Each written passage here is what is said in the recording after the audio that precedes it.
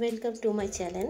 আজকে আবার একটা নতুন ভিডিও নিয়ে চলে এলাম, তাই আপনাদের সাথে সেটা শেয়ার করছি। যদি ভালো লাগে অবশ্যই লাইক, কমেন্টস, শেয়ার করবেন, সাবস্ক্রাইব করে পাশে থাকবেন। দয়া করে পুরো ভিডিওটা দেখবেন, স্কিপ করবেন না।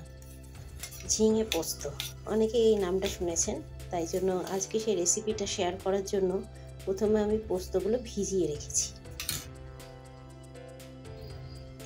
পোস্ত আমি বেটে ফেলেছি, দেখুন পুরো মিহি করে। আর একটু জল জল আছে, মিক্সারের মধ্যে যে পোস্তটা ছিল ওটার মধ্যে অল্প একটু জল দিয়ে ওটার মধ্যে বাটির মধ্যে রেখে দিয়েছি, তাই জন্য এরকম লাগছে। পোস্তটা পেস্ট করে নিতে হবে, তাই জন্য আমি মিক্সার গ্রাইন্ডার জারে দিয়ে দিয়েছি আর কয়েকটা কাঁচা লঙ্কা দিয়ে দিলাম, দিয়ে এটাকে ভালো করে পেস্ট করে নেবো। তারপর কিভাবে ঝিঙে দিয়ে করব দেখিয়ে দেবো, সাথে থাকবেন, পাশে থাকবেন।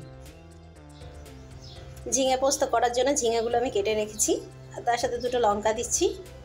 যেহেতু ঝিঙে পোস্ত একটু মিষ্টি মিষ্টি হয়, অত ঝাল ঝাল হয় না, আর পোস্তর সাথে যেহেতু লঙ্কা দেওয়া আছে তাই জন্য অল্প করেই লঙ্কা দিলাম।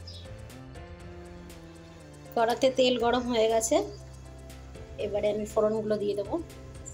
প্রথমে দুটো লঙ্কা দিলাম, কালো জিরা ফোড়ন দিয়ে দিলাম, আর সাথে তেজপাতা, দুটো এলাচ দিয়ে দিই। এবার আমি ঝিঙাগুলো ছেড়ে দেবো, হালকা ভাজা ভাজা করবো। এটা মিডিয়াম ফ্লেমে আমি রেখে দিয়েছি, আর ঝিঙে তো এমনিতেই নরম, একদম যদি কম ফ্লেমে রাখিও তো গলে যাবে পুরোটাই পোস্ত দেওয়ার আগে। তাই মিডিয়াম ফ্লেমে আমি রেখে নাড়াচাড়া করছি। ঝিঙে ঢাকা দেওয়া ছিল, তাই জন্য জল বেরিয়ে গেছে। এবার আমি নুন আর হলুদ দিয়ে দিচ্ছি। একটু হালকা সিদ্ধ হওয়ার জন্য এটাকে একটু ঢাকা দিয়ে দেবো, তখন ফ্লেমটা একটু কমিয়ে দেবো। স্বাদ মতো নুন দেবো, দিয়ে দিলাম নুন। এবার পরিমাণ মতন হলুদ দিচ্ছি, আর একটু লাগবে, একটু হলুদ দেবো আমি। এবার এটাকে নাড়াচাড়া করবো। ঝিঙে কাটলে একটুখানি হয়ে যায়, তাই জন্য অল্পই হয়ে গেল। কেন লঙ্কা দিয়ে দিলাম আবার দুটো।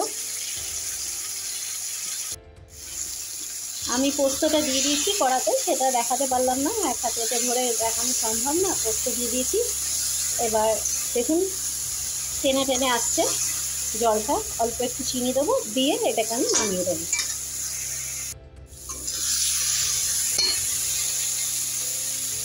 অল্প করে চিনি দিয়ে দেবো, দিয়ে ভালো করে নাড়াচাড়া করবো। এটার মধ্যে আমি জল মিক্স করবো না, অলরেডি যেহেতু ঝিঙে দিয়ে জল বেরিয়েছে, তাই এখানে জল মিক্স করা যাবে না।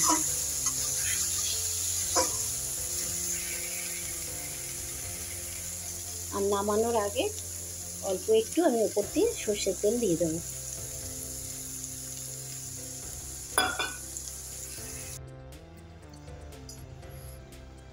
রেডি আমার ঝিঙে পোস্ত।